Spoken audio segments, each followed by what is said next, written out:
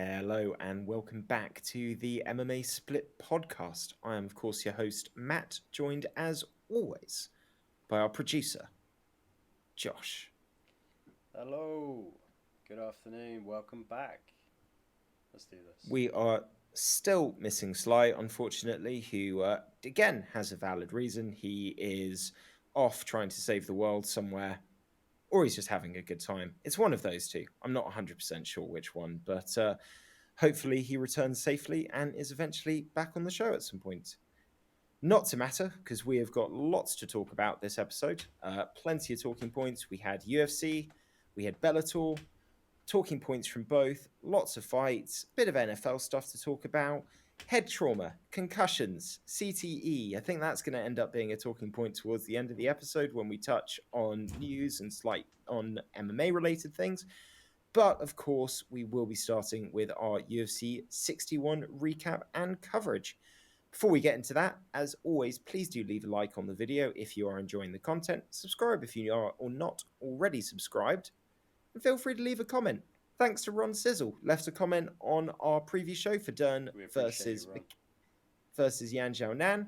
And he was right. He thought Yan was going to win. She won. Well done, Yan. Well done, Ron. Good pick. Good pick. We challenge you on our next preview show, which will be next week for Alexa Grasso versus Viviana Rujo. We challenge you to leave a few more opinions, maybe even the whole card. See if you want to challenge us and see how well. We won't challenge you to do the whole prelims. We won't challenge you to do the whole prelims, but we will ask you to maybe do the main card. Try your luck on that one. Fuck that. Do the prelims. No slacking. I don't want to push too far. I don't want to push too far. Man, the fuck up, Ron. I'm a little. Full disclosure, we're always stoned when we do this podcast. This is basically a stoner lad chat about fights. But today I am also drinking, so I'm a little bit tipsy. Drinking a tasty armbar IPA, and I haven't drunk in a while. So I'm getting drunk very easily. So this is going straight to my head. So this is going to be a loose podcast, which it's going to be interesting because we've actually got a lot of fights to get through. And on that note, we might as well start with Vegas. UFC, a closed to the public event, unless that public is Mark Zuckerberg and his wife, who did not look like she enjoyed a single second of this. Completely separate to him, he looks like he was having the time of his life. She probably hasn't seen like a human emotion in days, if not weeks. And then they take her to the fucking apex. Yeah, and she sees one of the most extreme forms of human emotion, with some savage finishes as well. Apparently, it was closed off to the public because of the 5-year anniversary of October 1st, the Vegas shootings. Mark Zuckerberg doesn't apply to that. There's a few rumors he might be looking to purchase the UFC or maybe replace ESPN as the distributing broadcaster. We'll save that for the news segment. We're going to live in a world where I need a Facebook account to get shit done. Yeah, I'm not comfortable with that either. We're going to save that for a bit later in the podcast when we get to kind of news and more general non-MMA stuff. We're starting with the fights. Some great fights on show. What did I say on the preview? I'm no longer caring about name value. I'm just showing up because whenever there are smaller names on the card, you always get great performances. Good card. I will say the only thing that was lacking, there wasn't a truly great fight. There were a few really good fights. There were some great performances. There were some short fights. A lot of short fights. Talking about great performances and a bit of controversy as well. Let's start with this main event. Mackenzie Dern taking on Yan. We talked about this before. Striker versus grappler. Mackenzie doesn't really show herself to have the wrestling that would just glue everything else that she's working on together. And one of the worries that I had for her going into this is if you look at, for example, the way that Carla Esparza set those takedowns up, she kind of countered with takedowns against Yan. She got Yan to come forward and strike, and then she timed her dive underneath. And that's not really what Mackenzie Dern looks to do. I think we both kind of, even though it wasn't a pick show, were leaning towards Mackenzie, but also accepted if it gets past the first 2 rounds, it's going to be probably a different story and Yan might run away with it. I want to pass this over to you. I'll say this. I want to separate my viewpoints on this main event in 2 things. I want to talk about Jan's performance And then separately to that, I want to talk about round scoring and judging because I was thinking a lot about this on Sunday and earlier today. I don't want to have this be talking about the judges when the performance, the person who really showed up in that fight was 100% Jan. She's the one that had the excellent performance that I was really impressed with. What happens on the judges is not her fault, and I would like to focus on that.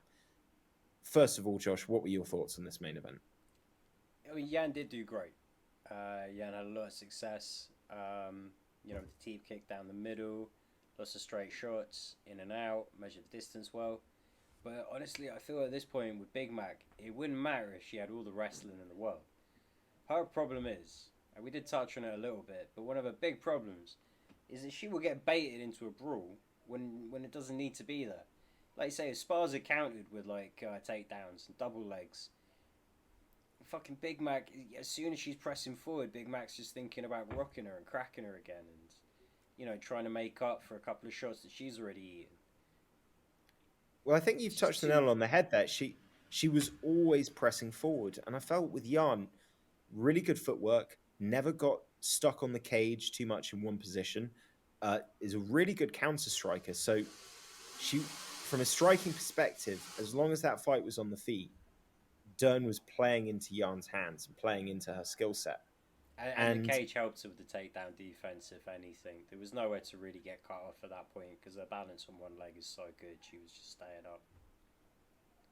yeah, now credit to Mackenzie Dern because even though for 4 rounds or for 3 rounds, she wasn't really able to get anything meaningful to takedowns. When she was able to get Jan down, she was extremely effective at staying in control.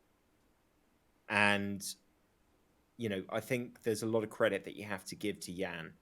After, was it the third round or the second round that Jan was on her back for most of the time? I think it was the second round. Second, and And the fifth of and the it fifth. towards the end. She has that happen in the second, realizes that she cannot go to the ground with her with a meaningful portion of time left in the round. And she still stays composed, does exactly what she needs to do. It was a really good performance, and she needed this because she had the loss to Marina Rodriguez, which was extremely close. She obviously had the Carla Esparza defeat, which was, I think, a real wake-up call and a real learning experience for her. Her flaws in her game got dramatically exposed in that fight. And you don't want to be 0-3 in your last 3 fights when you're trying to gun for a title shot. I'm disappointed with Mackenzie Dern in terms of how she approached this because it up until a certain point, you can be that reckless and you'll just starch girls.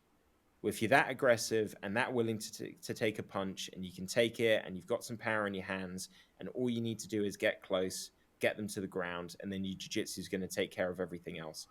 You're going to beat all the unranked girls and you're going to beat a lot of people in that 15 to 8, 5, 6, 7 kind of ranking. But those top 5, man, you need a real smart game plan and you need to be working on that wrestling. It's like, a double leg takedown, a single leg takedown, just working on that exclusively. And, listen, I'm not in a training camp. I don't know what she's working on. This could be things that are very prevalent that are the main focus. Well, no, But we need to. I think you see her trying to emulate what fighters like Yan, Zhang Wei Li, Rose, very, very sound technical fighters that push a busy, aggressive pace and try to have a flawless performance. And I can see Mackenzie Dern trying to do the same things. But the problem is, she doesn't need to be the best all rounder. She doesn't need to have, that kind of 9.5 kind of mean aggregate across Yeah. all skills. Because she's already got a 10 for jiu jitsu. And her punching power is fucking decent enough. That's one that, no all rounder can really fake. All she's really got to do is learn how to use her striking to set up takedowns and just drill fucking takedowns. Like, really learn how to finish, like running a single leg. Or if you can't get that single leg, if you can't turn them over your hips, as they get back to the fence, learn how to link it up into Yeah, that's a into a good point. double leg attempt. Really fucking aggressively go for these things because, like I say, all she needs to do is get down to the ground. Yan was so well prepared in all facets of the game, and it was no surprise to me that when it did hit the ground, the way that she would try to slow down Mackenzie's progressions, the way she would defend so intelligently, the way she would defend the submission attempts, all of it was near enough fucking perfect when you consider that you can't really take any risks right there. You can't try and do too much. You've just got to try and do all the simple things right, and pray that you can just stop her from looking it up before the round ends. So you see that preparation from her. She has to do everything perfectly. And after the second round, she was really able to keep it on the feet until the fifth. And we'll get into the fucking scoring later on. But that's who Yan is. It's not who Big Mac's ever gonna fucking be. I don't think. What she really fucking needs to do is get the fight to the fucking ground Well, I reliably. agree. I agree with you, and that's why I feel that even though she's doing a lot of good work on her boxing, she wants to improve that. I think working on wrestling is the far more prevalent skill for how she's going to get past that hump she's at the moment, which isn't a bad hump. I mean, she's only losing to effectively, future title challengers and top five opponents. She's not losing to mugs here. Everybody else she is beating. It's just that glue that's going to put everything else together. And I know you talk about being aggressive with these things. I think a slight change in mentality as well. You can be aggressive and be patient.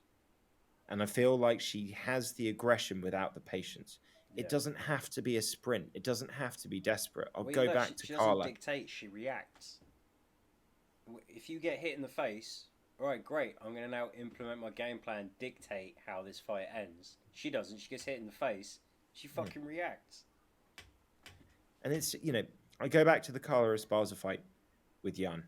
She took steps back to take steps forward. She lured Jan forward, got her to commit weight, and then got underneath her. And what it meant was not only did she get the takedown, but she was getting the takedown center of the octagon, 360 degrees, full space to roam, no cage for her to walk up or block certain paths. And you just feel with Mackenzie Dern, what if you hadn't been so desperate? What if you'd let Jan come forward a little bit? What if a couple of those takedowns you attempted in the other rounds you got earlier as well? Because Jan deserves a huge amount of respect for spending what combined 9 minutes with Mackenzie Dern on top of her on the ground, and she managed to survive. Let's look But it up. I also feel that there was 2 rounds in between the 2 rounds where she got taken down. If Mackenzie Dern had consistently got her down, not only do I think she would have won the fight on a decision on points, but I think if it was round after round, eventually she would have worn her out and she would have got the choke or she would have got a TKO submission. Whereas, the first one's round two and she just kind of stays calm and defends that. And then the last round is round five and she knows all I've got to do is just not lose this round, basically. And I'm probably going to get the win. Although we will discuss the judging later. It's a mentality thing for me with Mackenzie Dern as well. And it's just having that confidence in yourself and not viewing 5 rounds as, oh, she might run away with this. I need to get her in these first two. I need to finish her. Having that patience of going, I've got 5 rounds to work with. Don't need to panic in round one. Yeah, it'd be nice to get her dry. But I'm so good at jiu-jitsu that I will back myself against this white belt even when we're slippery. In fact, I'll probably be more experienced at using that sweat to slip into the right positions and kind of turn that in my Yeah. favor. I mean, all the And way up until the end of the fight, I was like, shit, is it going to happen? Is it going to fucking happen? it almost did. It almost Intense did. fight. That It was a fucking armbar good at the fight. end. That armbar at the end. This was a real tactical, stressful fight. And Mackenzie Dern's gutted. She feels like she messed up. She didn't mess up. She's not. It's same as Marina Rodriguez when she lost to her. She's not far away. It's small adjustments. It's mentality changes. But You're bringing the best out of some of the top girls. yeah, It's not a bad position to be in. her coach Jason Perillo would often say to Michael Bisping, it takes confidence to take a day off. And I feel that the same logic can be applied to levels of aggression in a fight. It takes confidence to feel that you're good enough to win this fight without having to sprint into these positions. Yeah, and when you are a very dangerous specialist, once you can start to make it work for you, you know, that's that's the best way to that's the best way to approach any game plan is when they're having to adapt to you constantly. Honestly, just it's easy to say like, yeah, develop a top level kicking game. Develop an average kicking game. Honestly, develop an average kicking game. Yeah. Appreciate that your stand up should just be geared towards creating takedown opportunities. And just think Here's a like, fact. I'm never gonna knock another girl out. I'm never gonna drop another girl. Everything's gonna be about takedowns now. Like one way or another, we're hitting the Or mat, just and I'm getting the sub. she had a height and reach advantage in this fight as well. It's like just jab for a little bit. Jab, get her to have to come inside and then mix things in. But listen, that's neither here nor there. Mackenzie Dern is extremely talented. I think the way that she has dedicated herself after having a kid and the fact that she is in better shape after having the kid than she was before she had the kid is testament to the work that she puts in. She's an exciting fighter. I'm a fan. I think she's going to get past that hump. She's got great coaches, good people around her. For Yan, fuck, she needed this win, man. Puts her straight back in that picture.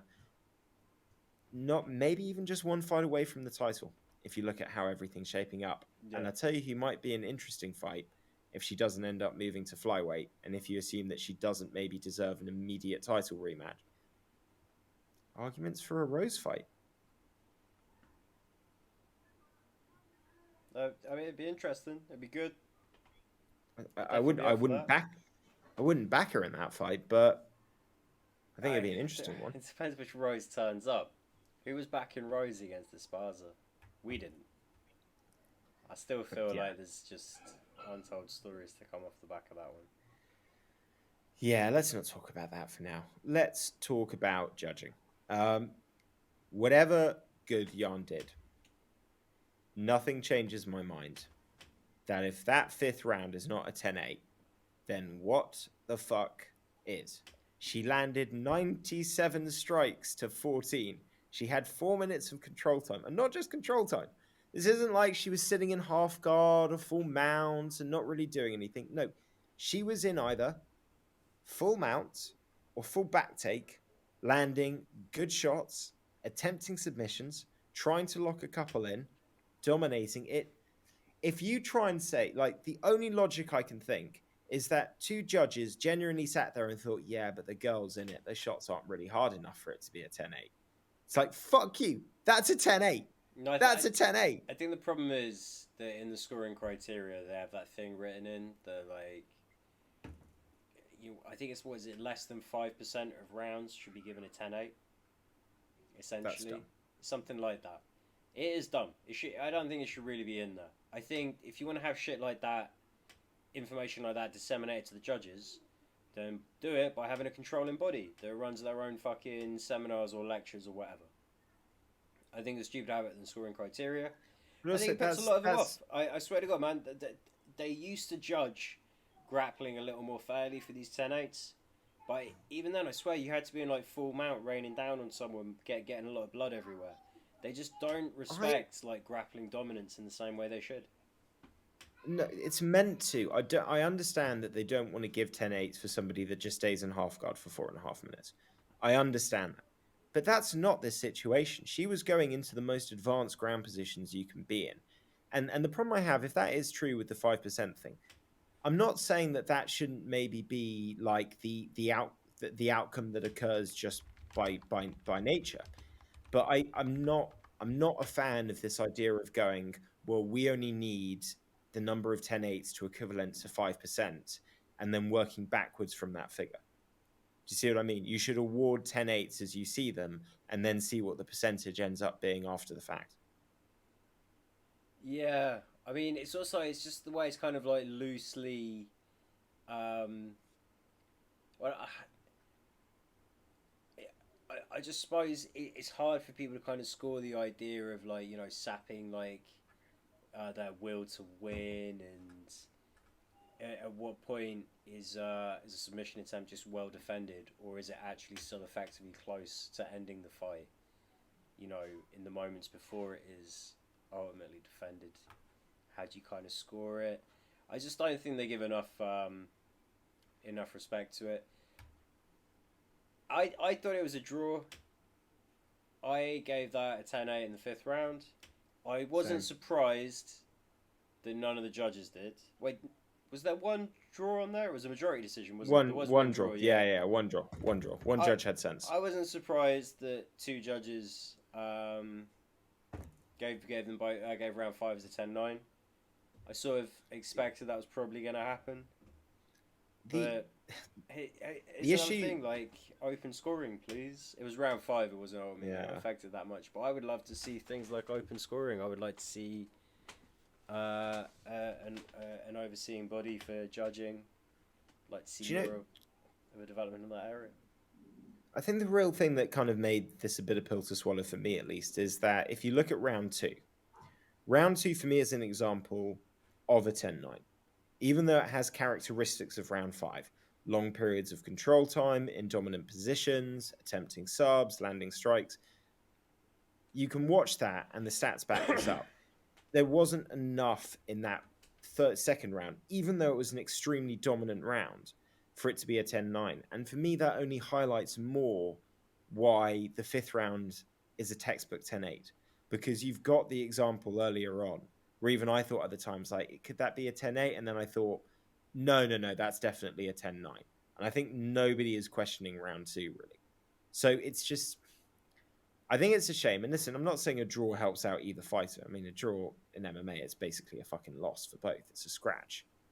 But it still is one of those things where, Mackenzie Dern, when you see her being so hard on herself, and I think it's not without merit, and she needs to come away from this feeling like, I need to do better and I need to improve.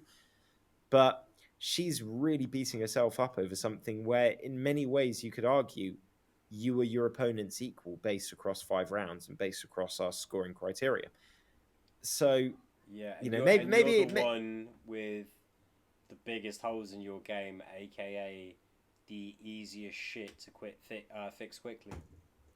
This yeah. is And it sounds like, and in terms of her momentum, it's the difference between potentially needing another 3 fights in a row to feel like you've got that win streak that justifies a title shot, and people, and maybe only needing one win, and people saying, "Oh, well, you're undefeated in your last 4."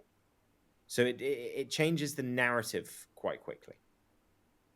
yeah. Listen, it's a shame, and the judges suck, but it is what it is. Talking about judges sucking, although that's a terrible segue because I actually agreed with the decision there, although this wasn't without controversy. Let's talk about this co-main event. Randy Brown, Francisco Trinaldo. Always a tough out, man. It's fucking impossible to beat that guy and look good doing it. I thought Randy Brown won the fight. I will be honest, he should have had a point taken away in the first round. Um, maybe. Even then, to me, it's still 29-27. Where's the controversy? Still a close fight, but a clear fight. See, I thought Trinaldo won the last round. And I also thought that the real question for me in round one is, let's say you don't take the point off. Let's say that you give Trinaldo a dominant position and allow him to get the takedown as he should have done. Does Randy Brown get back up? Does he win that first round? How does the fight look? Do you know what? All right, fair enough. I'll give Trinaldo the third round. I think that if Trinaldo wins the first round, he doesn't win the third round. I think Trinaldo knowing he's 2 rounds down equals that third round performance. I think Brown knowing he's likely 2 rounds up equals the survival Ghosts. kind of gear that he went into. Yeah, I feel like Randy Brown's the better fighter. If Trinaldo wasn't going to finish him, he wasn't going to win that fight. I can understand that. Listen, I think it's everyone grabs fences. It's just unfortunate that that one looks like it was so clearly the difference between a takedown and not a takedown. and then also didn't get flagged up. Aldo That did being it. said, I know lots of people do it. Usman made a whole career out of it. Edwards did it They both did it. in the round before he knocked him out. So it happens. It's just a bit unfortunate. I wouldn't say it's a good performance from Randy Brown, but I don't think you can really look good against Ronaldo. He's such a fucking hard guy to fight. He hits like a It's brick. it's an He can ideal mix name the to have on your wrestling in. record. You don't want to fight him. You just want people to know that you beat him. Yeah. It's like having Dan Henderson on your record. Win or lose, you just want people to know that you fought him. And it's like, okay, so you understand how insane I am, where I'm willing to go to make a career of this shit. You know, it's just one of those names that you like see it on the record. You're like, he's real then. All right. I'm not going to be the first time this guy went up against like a legit fucking guy. Like he fought Ronaldo, or he fought Hendo, or he fought And fucking Jim Miller. Like, and I tell you what, Randy Brown's getting a few of these names, man. He's on a good little streak. He's beating some good, albeit unranked, but some good fighters. He's destined for some. I don't know if he's. I think he could end up being top 10, but only because there's going to be a switch around in that division. If you look at the ages of a lot of guys in there, I think we're going to see maybe a Wonderboy Thompson start falling out that top 10. Those kind of guys who are a little bit older and a bit longer in the tooth. But I definitely think he's a ranked fighter. I don't think he's fight. I think that's his next fight. well, I mean, you look at his 3 UFC losses, and it's Belal Muhammad, Vicente Luque, Nico Price. Like, yeah, And the Nico Price one was a bit of a weird situation. yeah, yeah. Like the guy is quietly very good. Um, D-Rod's already doing a quick turnaround, fighting Neil Magny. I think there are some hungry ranked fighters in the welterweight True. division.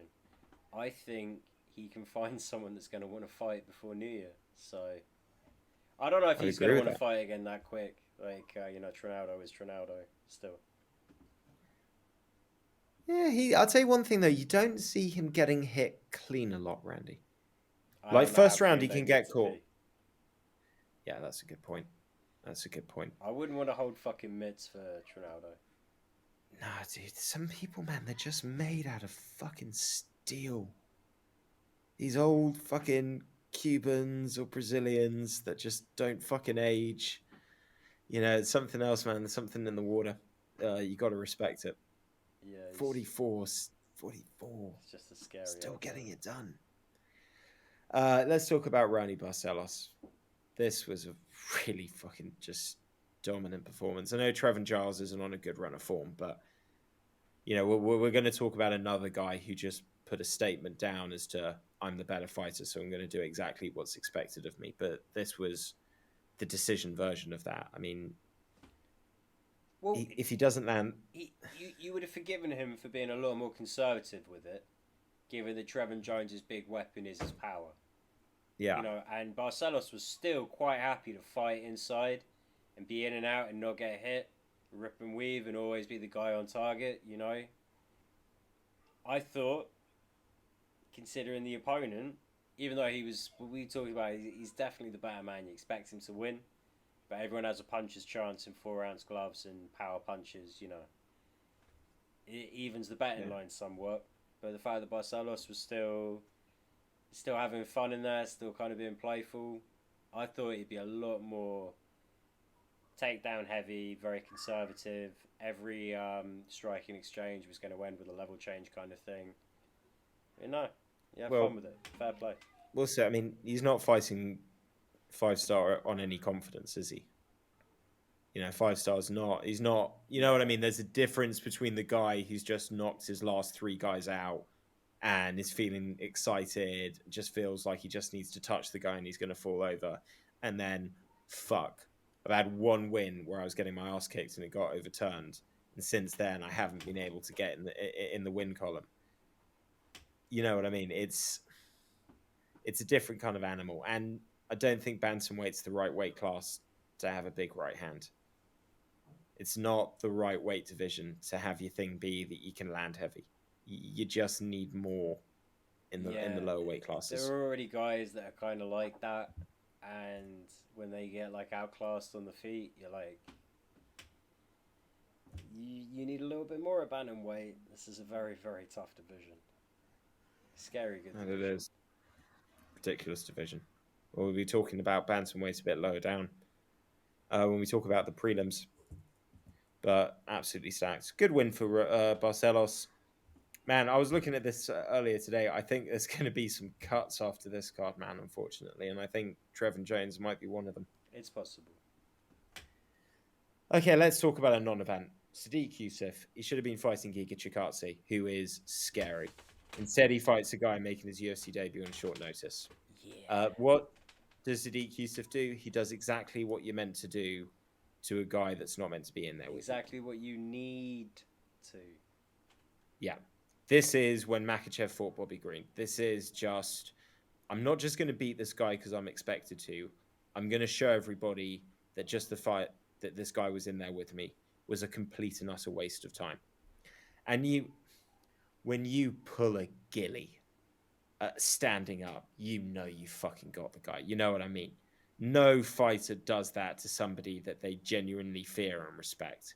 That is something that you do when you just know that you're going to go through the guy, see it, and are more than willing to give up top position because you just know once this is locked in, I think the I've second he beaten got this the guy. clinch, he was like, "This guy's not ready for today."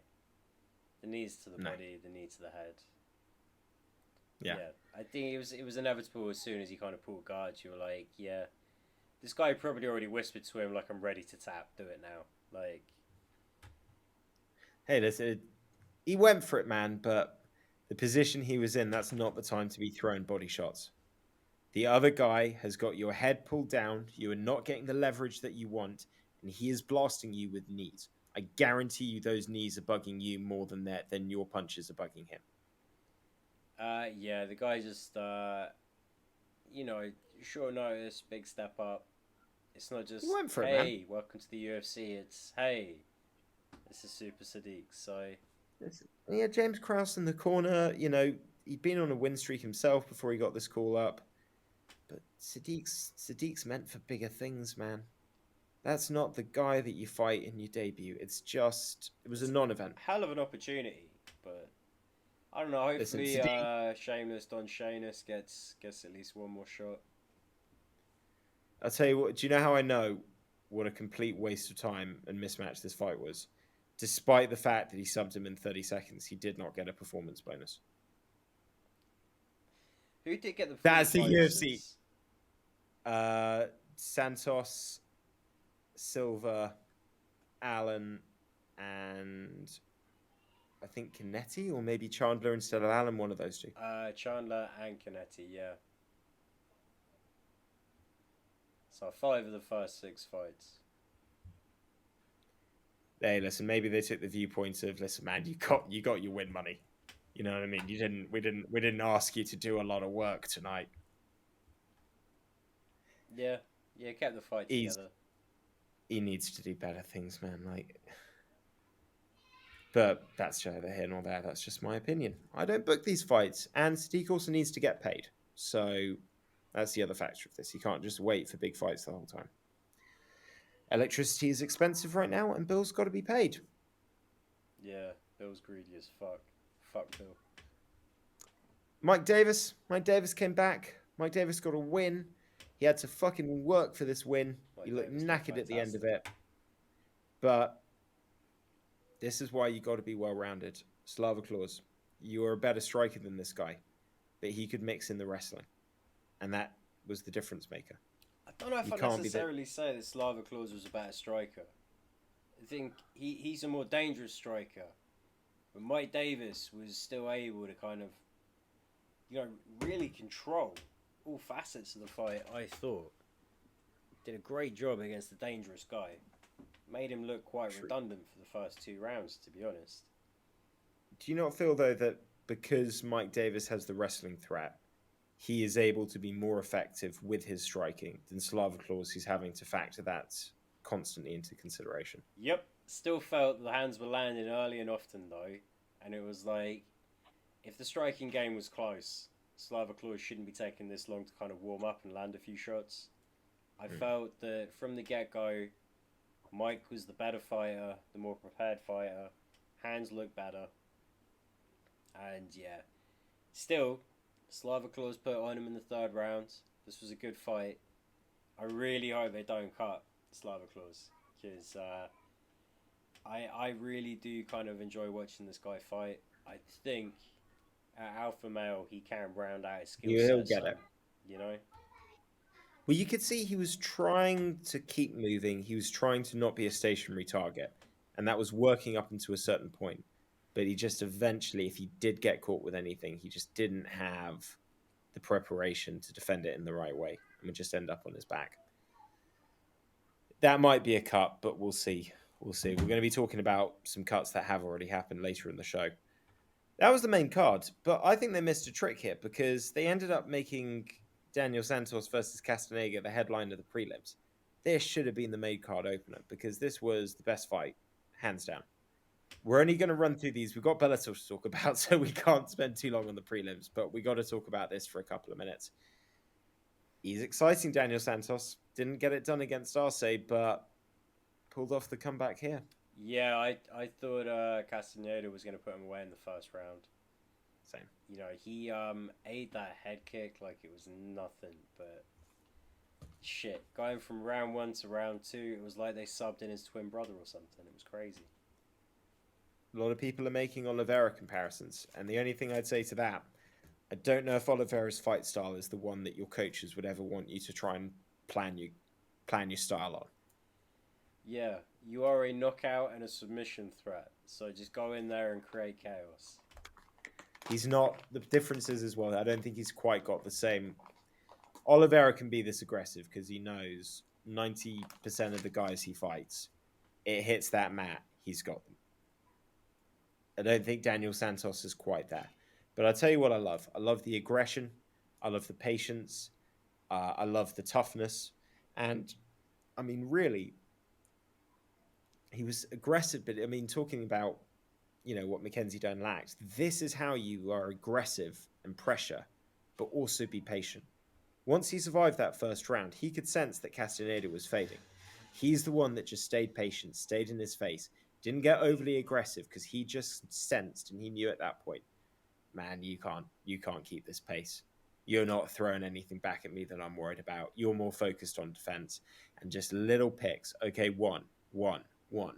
Okay, now 1-2. Okay, now you're just standing there to recover. Great, we're going to rip two to the body, and now we're going to come up top. Yeah. It was a matter of time. Never mind the knee that finished him. What about the knee that missed? Fucking hell. Lucky It was he one went of down those when he weird. did. It's one of those weird comebacks where I thought he's absolutely done for rights round one, and to be honest, with 20 seconds left in round one, I was kind of looking at it being like, Castaneda kind of looks like Yeah, it's like he's taken Santos a couple of Guida. big ones. It's like they go, there was a time to finish me, and it has been. Like, Well, also he caught him with a couple of big counters back, and I think Castaneda got in that like, oh, I'm a little bit rocked here, and I've kind of emptied the tank a little bit. And this guy seems like he stayed patient and recovered. And I mean, great fight, really entertaining. I thought both guys showed phenomenal skill, but Daniel Santos, man, exciting, but you don't need to be Oliveira. Oliveira didn't start doing this, getting almost knocked out the whole time and then coming back until he was in the title fights. Those are the money fights. He saved that shit for the money fights. You can't be doing this second fight in the UFC. Bit more sensible. yeah, although Oliveira, when he first got into the UFC, was so young as fuck, True. was a 500 fighter for a while. It wasn't until he really Also committed to true. lightweight that he started having like sustained success.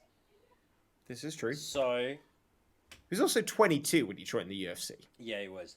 So like, what does it really mean to be an Oliveira kind of fighter? It means we don't get too involved in it until later on in your career. Fair enough. I say everyone should be afforded that kind of scrutiny. It will never take. To be honest, I think that's the last time you I hear think anyone say it. yeah, I think the blonde hair helps to sell the argument. Okay, one sentence on Ilir Latifi versus Ole Oleinik. Old as My fuck. sentence is My sentence is Ilir Latifi could not decide if he was going to retire or not in the octagon. He Yeah, kept half taking his gloves off and then sort of being like, nah, I don't want to commit to this. It might be yeah. my last fight, but they might give me a contract. So I don't want to seal that door quite yet. That was Old. weird. Them boys old. Them boys old. But you know what? I Well, like Latifi, man. He's very respectful. He wanted to fight certain people. You know, if that's his last fight, listen, man, you're a small guy that fought in some big weight classes and you went for it. Can't take that away from you. Joaquim Silva versus Jesse Ronson.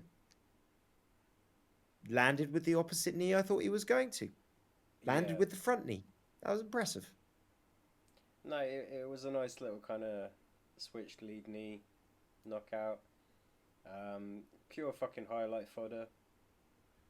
Not a bad fight at all. I think we're going quick through these. Do you want more from me? I can give more. No, I think this is good because you got a Did lot of good. Bellator we want to talk about. That's So true. Josh done good.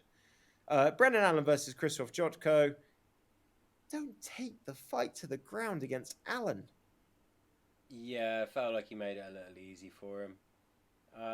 But then, I guess in some ways, just sort of classic Jotko. Start putting it together, shit the bed. Start putting it Very together, true. shit the bed. Shit the bet. Stoliarenko versus Chelsea Chandler. Yeah, position over submission. She switched to that armbar way too confidently. Um, that was basically the end of the fight, as far as I was concerned. You had your one opportunity, shit the bed. Yeah, watch out, bantamweights. Chandler looks. She's here to hurt people. Well, I don't. She said she can make 35, but I don't fucking believe it. Okay, 45. Norma Dumont, She looks. where you at? Yeah, exactly. You want that title shot fight, this guy.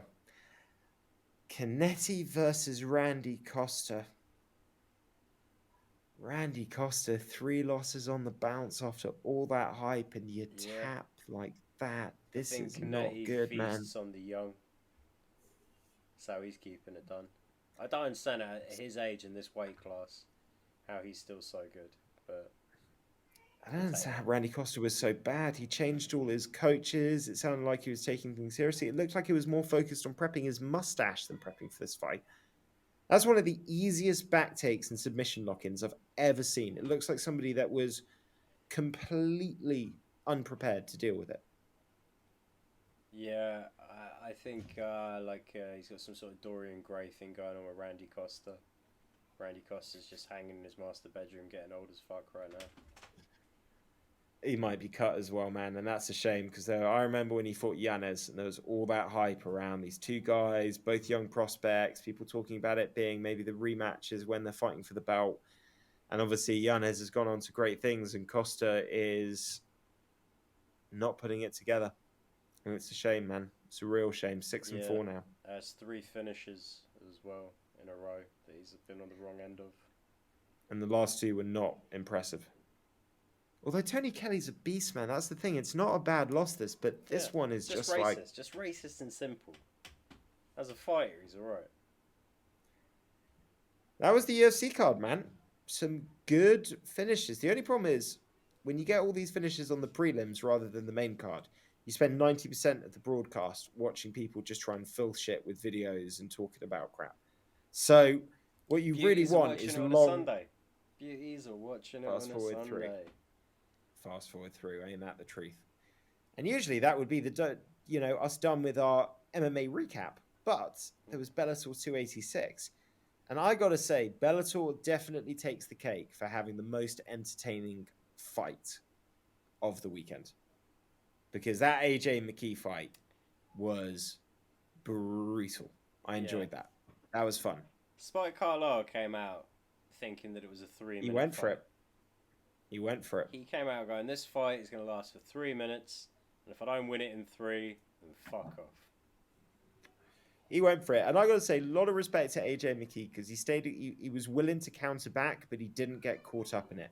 He stayed focused. He survived it. Head and movement was still tight. Or tight enough. I mean, really, for a fight that a lot of people are describing as a war, thought it was a pretty one-sided fight. The damage Yeah. was pretty one-sided. Spike did a fantastic job of creating perpetual motion in that fight. He made it a very exhausting affair. He made it very hard for AJ to finish him. However, whatever position they were in, AJ was constantly fucking him up.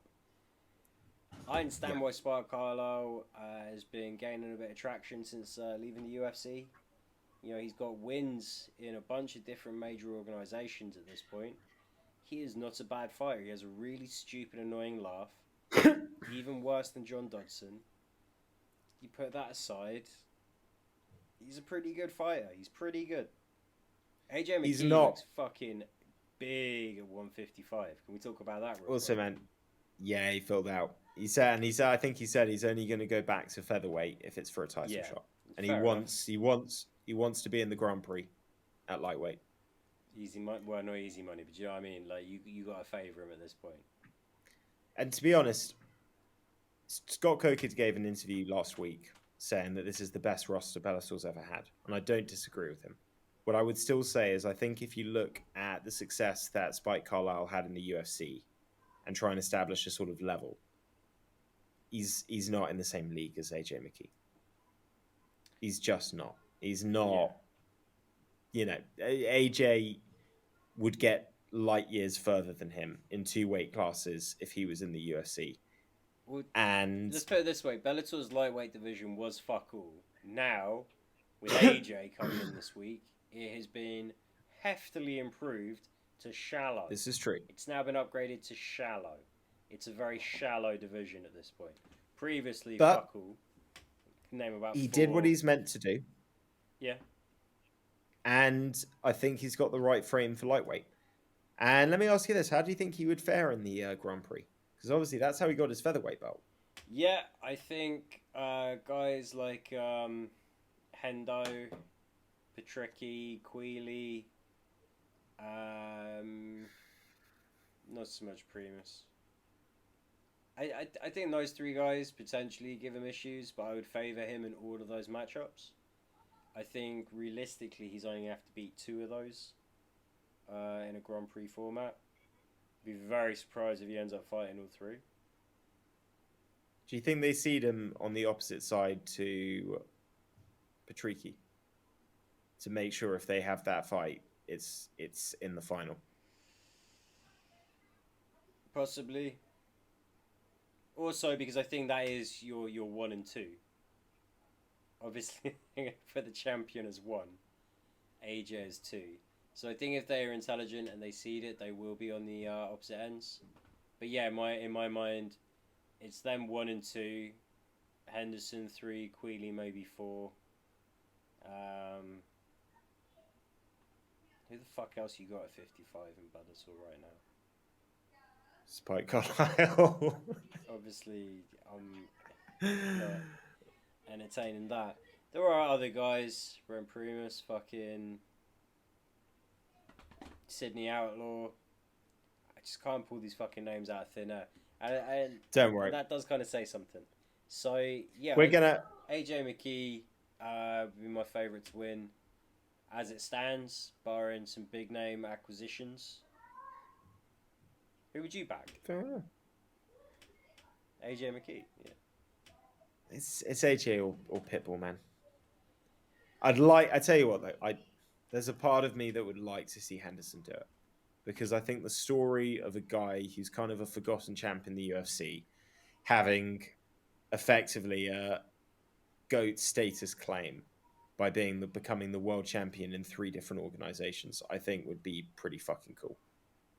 Not that I would think he'd be anywhere near the top of that GOAT status, but just I quite like it when these guys that you kind of forget about in these conversations of champions do something that reminds you, like, oh yeah, that guy was hot shit, and we shouldn't have forgotten how hot shit he was. It would have been cool if he could have done Bellator this year and had it be the same year that Pettis, if he had have done better, could have potentially won PFL. That would have been pretty cool. Yeah, but Pettis is done. Yeah, Pettis is because just it was like the not final paychecks at this point. WEC fight. It was them trading the belt. Yeah. You know, obviously, coming in the UFC at the same time, champions around the same time. I like the synergy. Do you know what I mean? Just Synergy is a good word. Talking about synergy, as that segue has absolutely no relevance to what I'm going to switch the conversation to. Let's talk about the actual main event of Bellator. He got booed, which I think was really unfair. And we're going to talk about booing in sports a bit later to this. But really, I mean, Patricio. Patricio, might be the master at countering a flying knee. I mean, yeah. Also, well, just he does everything correctly. Okay, he was always because of the weight classes he fights in. He's always going to be one of the smaller guys. He just does everything correctly, and he's still able to impose his will like no other. Just he, I suppose Volkanovski technically does it a little better. Volkanovski's just a different level of athlete and is a true 45er.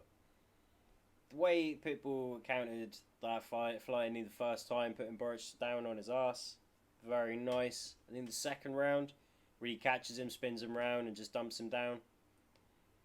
Yeah, like you can't afford to make mistakes against the guy that's smart, that's good. And talking about different kinds of goats, I would kind of back him to do all right down at bantamweight as well in Bellator. I can't think of another guy that or athlete that was a 3-weight world champion at a major organization. Yeah, that would be pretty crazy. I mean, he would definitely cement himself, if he is not already, as Bellator's greatest ever champion. And he probably is already Bellator's greatest ever champion. But I think he would cement that status for eternity if he did 3 weight classes. Particularly when you say he's been a multiple time champion in 2 of those weight classes, defended the belt X number, so many times. What's it? I think 9 total defenses he's had in Bellator now across multiple different reigns. But yeah, it is a lot. I'm not adding them all up, to be honest. I'm just gonna sit back you and don't need ignore his fucking record because it is. The only problem he'll have is that without fighting in a different organization, there'll always be that asterisk. That's the only thing you can say. But you can't take away that he's beaten some really impressive people, and he is the ultimate patient predator, man. That guy is so good at countering. He's so good at standing, taking the center, being aggressive without actually throwing too much. And okay, maybe the last 2 rounds, not the most exciting. What the fuck do you want from the guy? He's the champ. He's fighting a dangerous person. He's got the fight in the bag. It's not as bad as Izzy. Long in the tooth. And he's long in the tooth. Let me just say though, dude, look at the fucking camp. Alright? There's a reason Eric Albarracin wants to train with these guys. Henry Cejudo wants to train with these guys. They do things at a very high fucking level. They do blood work. They look at peak times for hormone levels. They cater your training to your physiology. Does that mean that one day Paulo Costa will be really fucking good? No. No, it fucking doesn't. But look at the fucking camp, They're fucking This is good. very true. Great win. So there's lots of big fights to talk about, and obviously I'll let you do a quick rundown of the rest of the card. Not AJ McHugh, sorry, Aaron Pico. This guy might be Bellator's least fortunate fighter, man. So much hype, so much talent, so much belief in this kid to be their homegrown market star. And it's just these little... I mean, this one was just an injury, and injuries happen. But it's just these things, man. It's like you look at his first loss in Bellator. He's winning that fight. He's doing so well, and he gets reckless. Couple of... Oh, I've temporarily lost Matt. I'm going to fill the dead air. I'll wait for him to come back. It's just going to be me for a little second. Get it all up. Yeah, to be fair, yeah, he did. He lost his opening fight in Bellator. Got a little reckless in the Corrales one. Adam Boric obviously just fought Pitbull for the title at featherweight. Put together a nice little, 6-fight win streak. And then this shoulder injury. is an absolute motherfucker. But, you know, at the same time, it's kind of like, what can you do?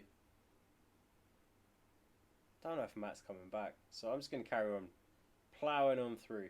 The only other fight I watched from Bellator, because I'm not going to lie, I only watched the main cards, was, of course, the Juan Archuleta Enrique Barzola fight. That was a good fucking fight. Kind of disappointed that, you know, both guys are out of the bantamweight Grand Prix. Archuleta, they were saying, you know, quite possibly is going to be the first alternate back in. Barzola had some moments. Really looked like he might be able to trouble Archuleta, but overall just a very consummate performance. Such a hard-nosed veteran. Archuleta gets it done everywhere. I reckon Archuleta good enough to beat Sergio Pettis. But then, you know, fucking Horiguchi was good enough to beat Pettis. It's not the way it shakes out. Tempted to try and give Matt a little bit more time. I'm gonna check my phone. Sometimes responsible adults do things like let you know what's going on. Laptop shit the bed. Remaking bed. Give him a minute. Why not? I mean, you know, a better organised producer might just edit this out. Seamlessly edit some other stuff back in. Keep it all tight. I'm not going to do that. This all stays. This all stays. Anyway, enough about me. How have you been? Put it in the comments. Don't tell Matt that I said this. You don't even have to like and subscribe. Just let me know how you're getting on. Stick it in the comments. I'll read it. I read Ron Sizzles. Ron got a call out. He only picked one fucking fight. That's how desperate we're getting. Gee whiz, my phone's blowing up now. Oh, he's back apparently. My apologies, dear listener. I'm not going to let him know that I know he's back right away.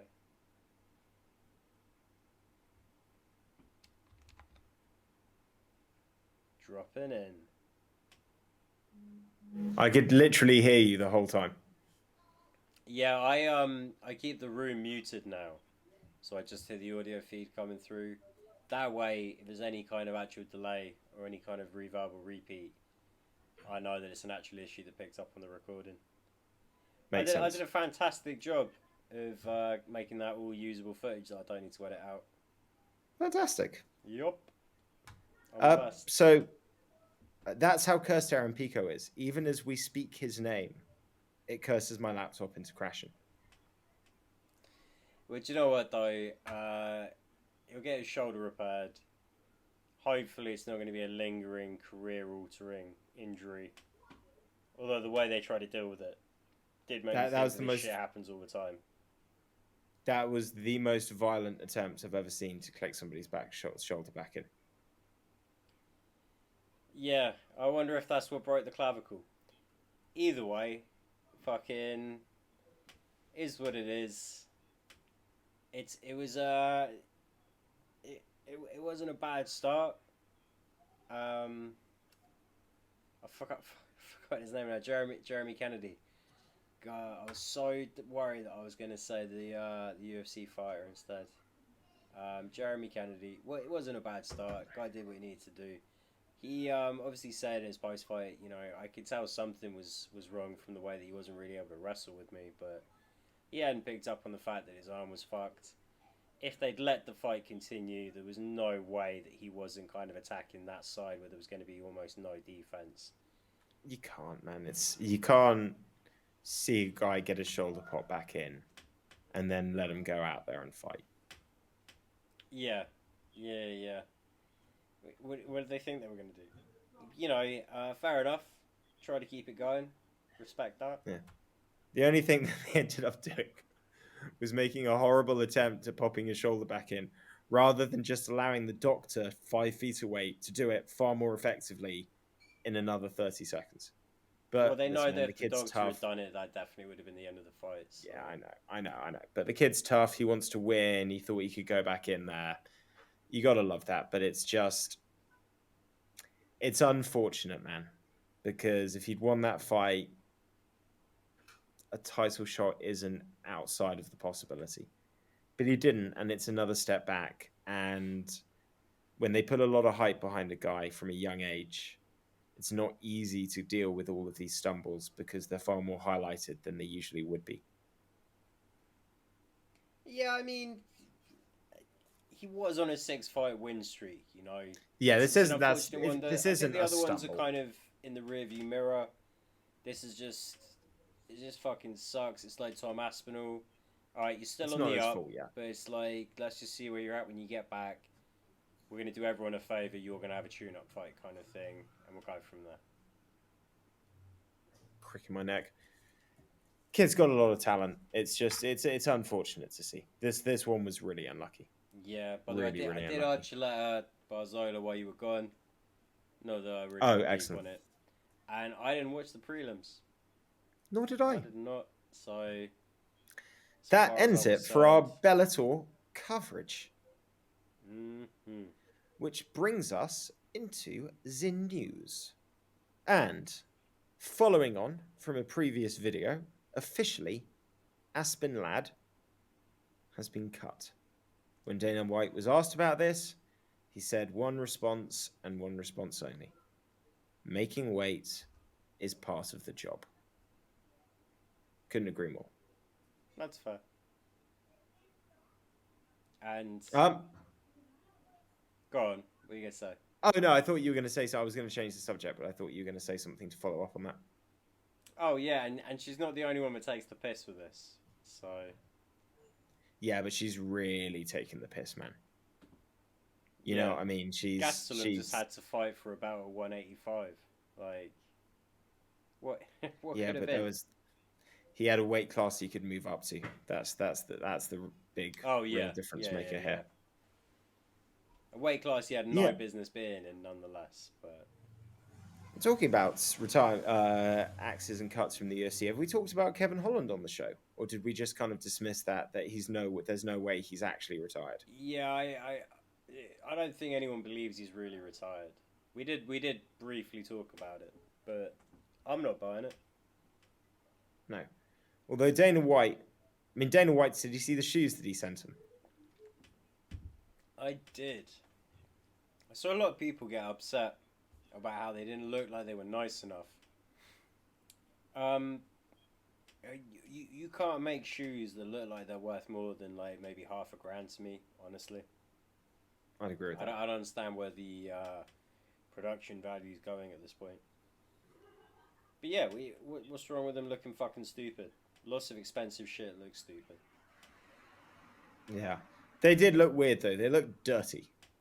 Like, I know that that's the design, but they looked like old, scuffed, dirty shoes. Which maybe is the point. Maybe the idea is if your shoes look brand new, then you have that whole experience of them not looking brand new anymore. And it's a bit sad. Whereas if they already looked like they're designed to look like they're already worn, you can just wear them feeling like exactly the same. Well, I remember when people would get Converse when we were kids. Like they didn't want them to be box fresh. They liked it when they were kind of scuffed up a little. Which I always thought box fresh was nice because it's like fucking enjoy it while it lasts. That's like a half Yeah. hour thing. I'm exactly the same with all new things that I get. For like 2 weeks, I'm the most religious at like, particularly anything white. It's like being fucking, wiped down with a cloth every single time it's used. I'm so careful about it. And then that one situation happens where it just gets a bit dirty and you can't quite be bothered to deal with it. And from that moment onwards, they're no longer new. Yeah. It takes about 2 weeks for me to lose interest in maintaining pristineness. First couple of washes. Once it no longer feels new, I can no longer love it like it's new. I'm a very tactile person. I can understand that. That's pretty much everything we wanted to cover with the MMA stuff, but we started talking about NFL a little bit. It's the season. There's been some developments since we last spoke. I'm not going to talk positively about my team in the future because bad things happen when I do that. Dolphins played on Thursday. What was I saying last week about, it looked like the guy might have had a concussion and they said it was his back and cleared him to play in the game? Well, he took another big hit where he got whiplashed into it and had his head whiplashed into the ground. And then his fingers started making gang signs because he had full gross motor instability and got stretchered off the field. So the good news is he's okay. And by okay, I mean he has, quote unquote, just a concussion, probably two concussions in 4 days, which is not good. But I thought this would be a nice little fun topic to talk about in terms of CTE and head trauma, because obviously we see in MMA, and it's a completely different sport, a completely different level of worry and care and precaution taken over these things. And then I switch across to the NFL because it's a 17, 18-week season where guys can't be unavailable for 3 months. All of a sudden, you're seeing guys being cleared a few days after or having these symptoms kind of covered up. What's your opinion on this one, Josh? You've watched the They NFL for years. don't take player safety seriously. 17 games is everything you need to know about player safety. They extended the professional season. They shortened the preseason, which ultimately equates to the same amount of snaps for most of the guys that actually play through a professional season anyway. It's just ridiculous. I don't like the safety caps they're making wear in training camp either. I think anything that adds weight to the neck is going to continue to create the same kind of issues. You are visually trying to make things look better while effectively making them more dangerous, I feel. I honestly think the biggest way for them to really endorse player safety is to increase the salary cap, increase squad size, and shorten the professional season. And by increasing the professional regular season, they're doing the fucking opposite of one of the only really serious tools they have towards player safety. And like you said, man, the availability is fucking crucial for these people. That means that the pressure to cut corners and to flaunt or flout player safety over team success has always been an issue and will continue to be an issue in the NFL. Well, I think there's another factor as well, which is that Thursday night games. There's no Yeah. reason that we should be getting Thursday night games. The Dolphins played one of the most physical games of football I've seen in years on a Sunday, and then 4 days later are playing away from home, and you just don't. Not only did it not give time guys enough time to physically recover, but it didn't give, I think, the team enough time to really either assess the quarterback properly, or, and I think this is maybe one of the reasons they ended up playing Tua on Thursday when they shouldn't have done, is they probably felt like 4 days wasn't enough to get the backup up to speed. And these are factors that come into it. I mean, other guys, this isn't getting talked about, but we played one of the receivers for the Bengals, who the Dolphins played on Thursday.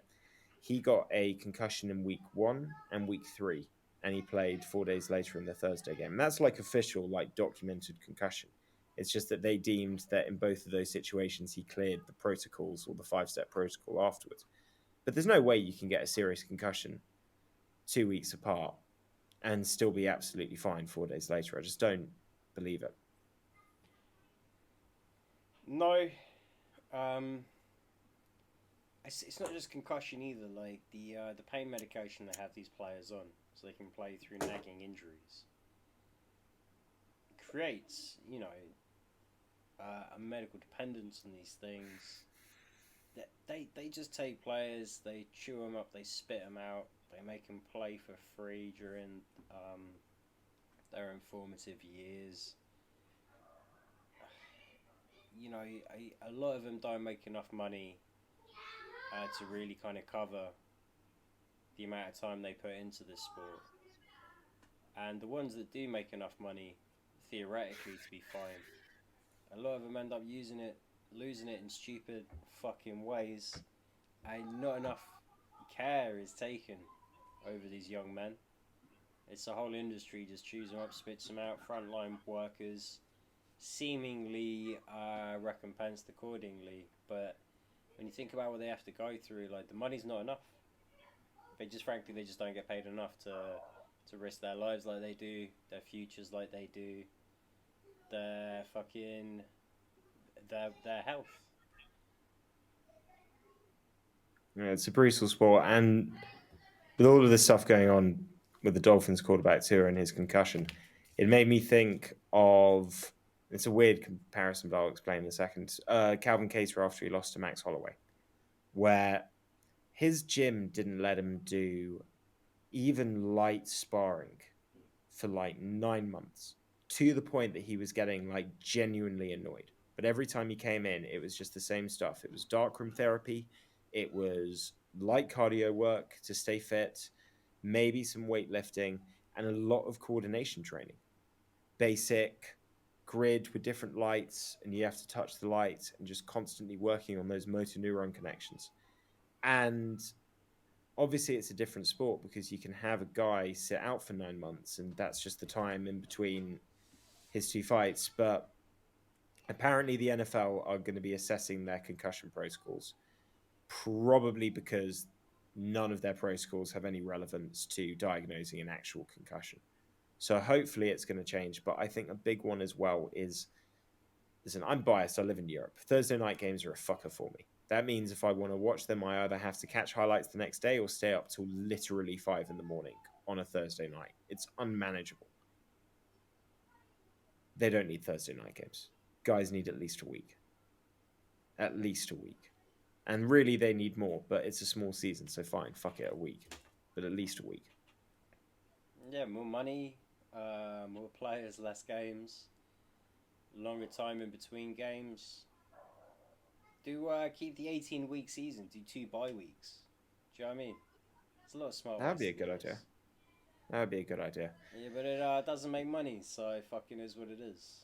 It is what it is. And talking on lighter notes for the NFL, Eagles still flying high, So 4-0, undefeated.